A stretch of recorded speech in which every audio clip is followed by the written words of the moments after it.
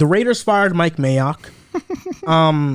They fired him after 3 seasons, even after making the playoffs. 25-24 record with him as the GM. So now the Gruden and the Mike Mayock regime is done, and it's over with. They interviewed Dave Ziegler, which is the Patriots director of player personnel. Still yet to be determined if he is going to be the GM. Rich Bisaccia, who hand wrote letters to all his players. Who knows if he's back as head coach? What do you think about the Raiders, the direction they're moving in after firing Mayock?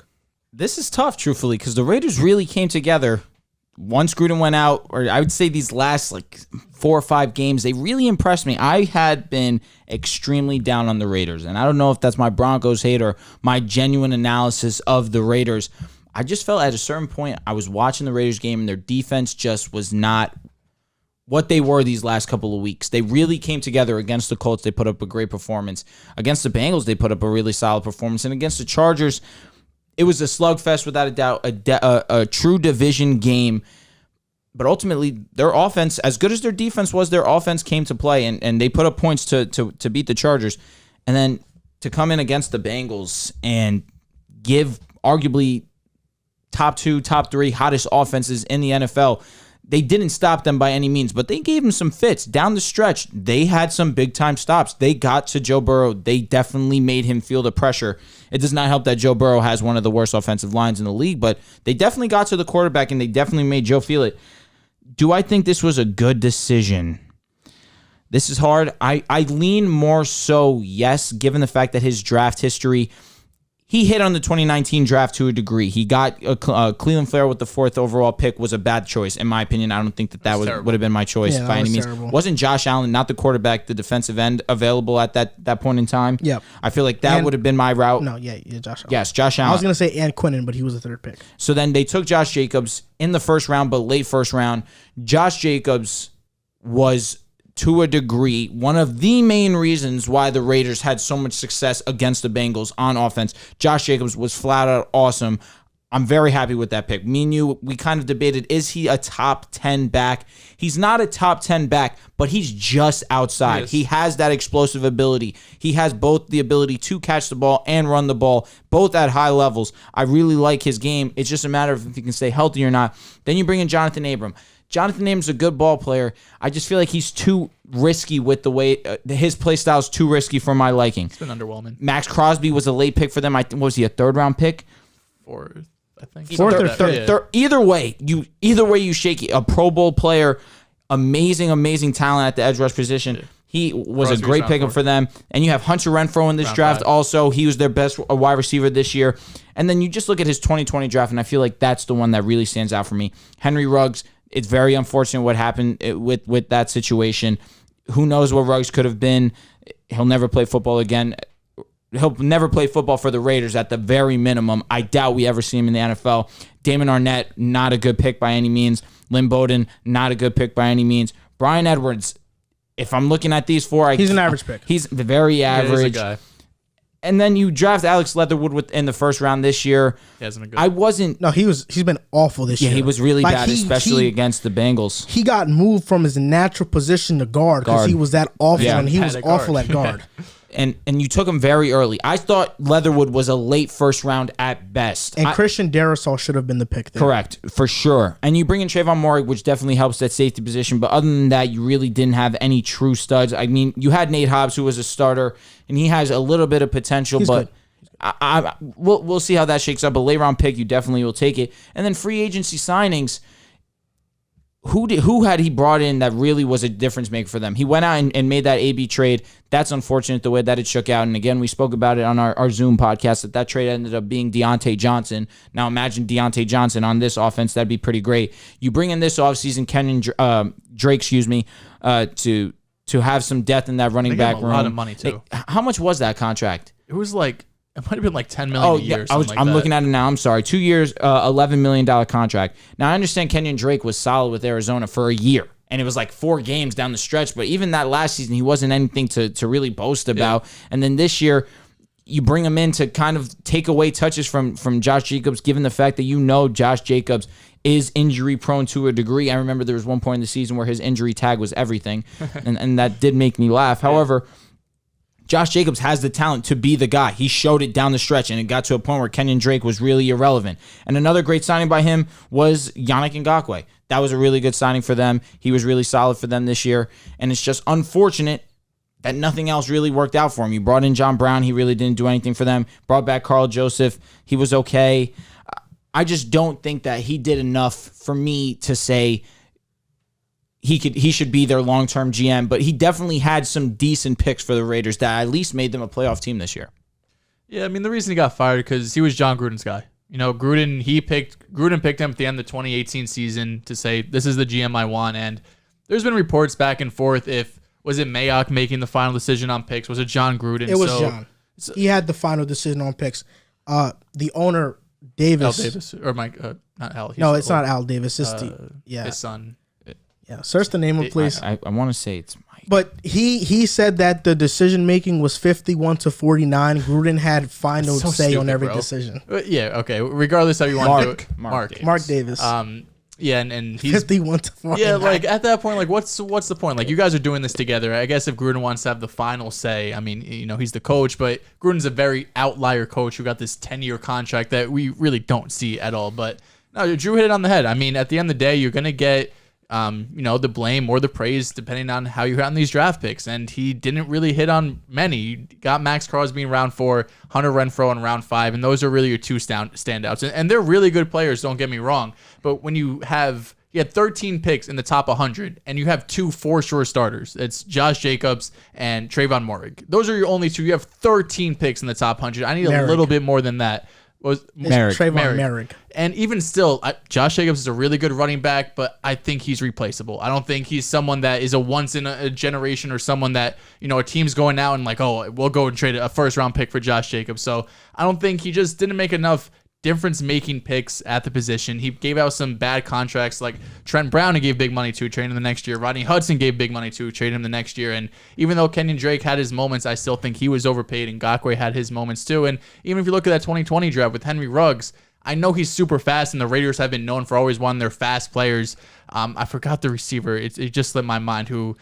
Tyrell Williams. No. He was a first-round pick by the Raiders. He should never gotten the Darius Hayward Bay. Yes. He's just fast as hell, and the Raiders just wanted speed. But it just kind of reminds me of that, and maybe that's just a Raiders or Mark Davis kind of ownership thing. It was Tyreek Hill being in that division. Seeing him 2 times a year, they wanted that type of player. Yeah, because Henry Ruggs did. He gave their offense a different element to it, though. Yeah, but it's just sad what happened. It was a crisis. It was, of course. But I mean, I think a lot of people probably still had Judy Lamb. Maybe not Jettas, but even still, I think Jettas, he's become the best, but I think a lot of people, at least Judy and Lamb over them taking Ruggs. If we take the crisis aside, which is hard to do, but just on production, he has been better than Judy.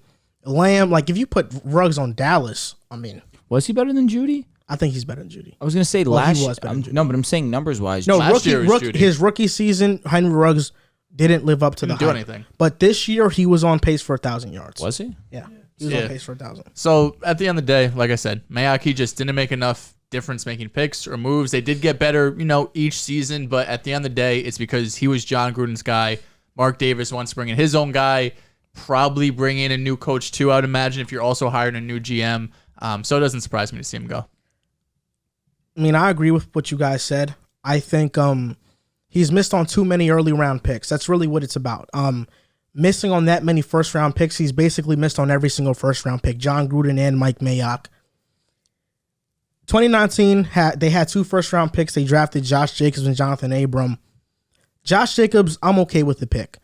Jonathan Abram has been disappointing, and it's when you're drafting that high, and that pick was part of the Khalil Mack trade, you are expected to draft the difference maker there. And Jonathan Abram has been anything but that. He's a hard hitter. He plays hard, but he's average, below average. Cullen Farrell, that was the biggest missed off.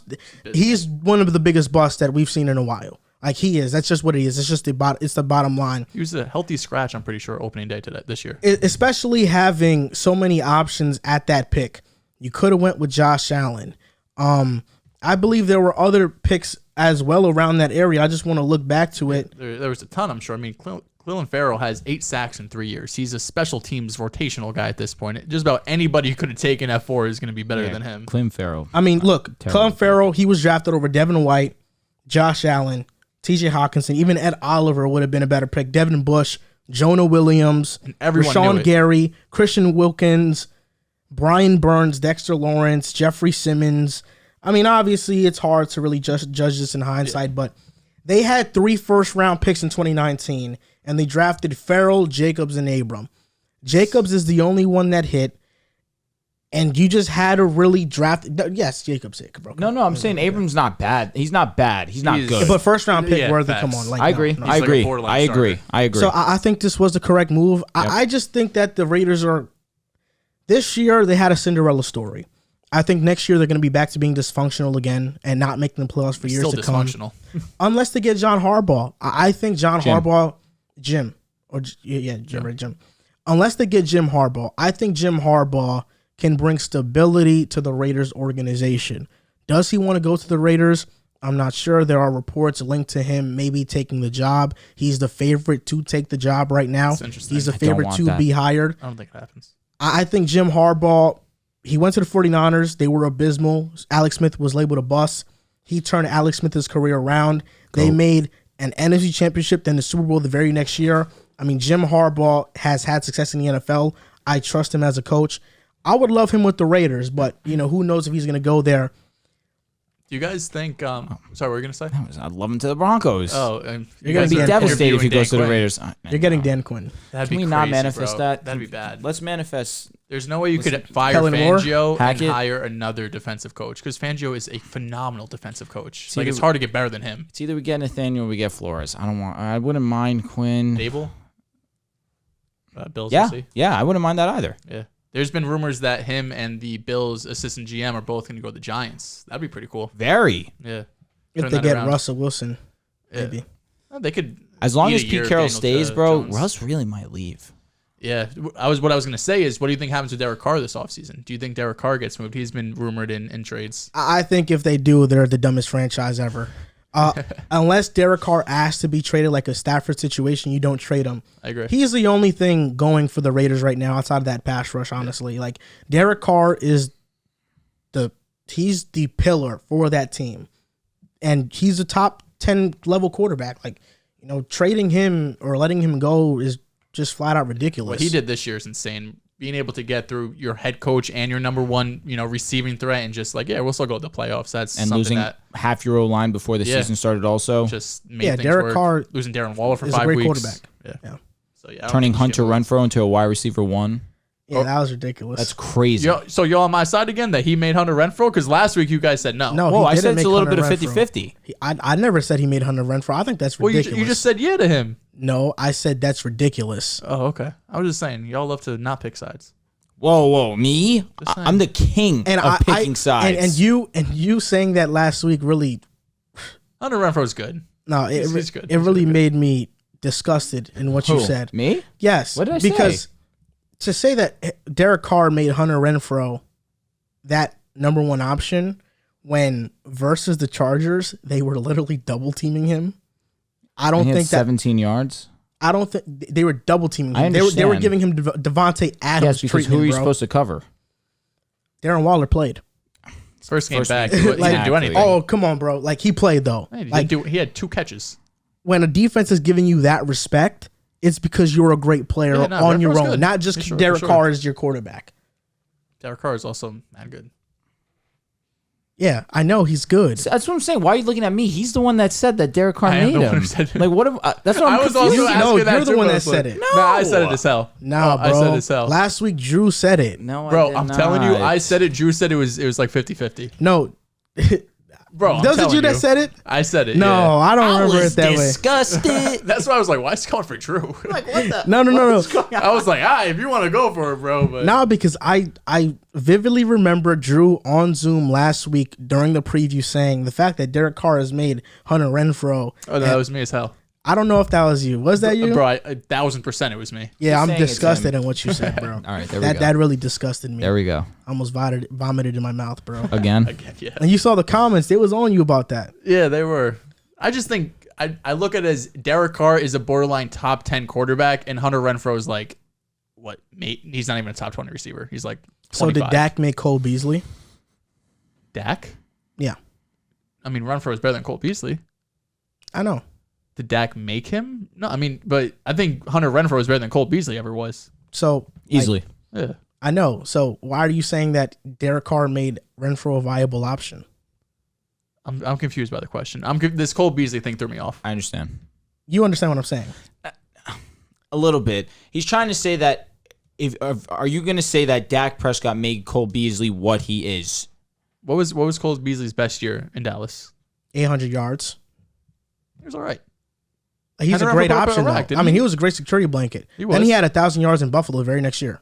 Yeah, got to play with Josh Allen. That's nice. Yeah, did Josh Allen make him, or was just Cole Beasley just good? I mean, he was the second option. I mean, Josh Allen plays a huge part in it. I know, Josh but Allen. John Brown. But why are we saying that Dak made Beasley? Because Beasley wasn't supposed to be like a good... I don't believe he made Beasley. No, I understand, but why is that the question? Because Beasley Because wasn't if you don't think that Dak made Beasley, how can you possibly think Carr made Renfrow when Dak is better than Carr and Beasley's worse than Renfrow? There's a lot to unpack here. I understand what you're saying now. I do know what you're saying. And it's just... They when were I double saw teaming it- him, bro. Yes, I know. The but Chargers. when I just think of it, like, my logic is... Bro, he cooked Kenny Moore, I understand. a Pro Bowl slot corner. Can I talk, bro? Yes. When I think of it, we agreed that Derek Carr is like a borderline top 10 quarterback, and we don't even talk about Hunter Renfrow in the top 20 receivers. He's a good receiver. There's a lot of really great receivers, Yeah, though. that's fair. And He there's still more had over receivers playing than 1,000. quarterbacks. Oh, he had Yeah. 9 touchdowns What this team year. wouldn't Renfrow be the second, third option on? I can't think of any. I mean, before this year, was Renfrow a No. strong number 2, number Hell 3? no. Nah. What do you? I mean, Number two, yeah. last year was his rookie. No, I would say last number year was 3. year 2 for him. Yeah. Or was it rookie year No, last year? it was his third year, I believe. Because This let's be year. real, it was Waller's the one. Yeah. Regardless of whether you want to see him as a wide receiver or a tight end. He was the first option. Renfrow did Then you nothing. had Ruggs. Last year, Renfrow had 656 yards. Yeah. That's mid. This year, That's he had nothing. 103 receptions, Bro, he was 1,038 yards, crazy. 9 9 touchdowns. touchdowns. He ate. All right, that was rude. Sorry, Renfrow Hunter. Renfrow, comma Hunter.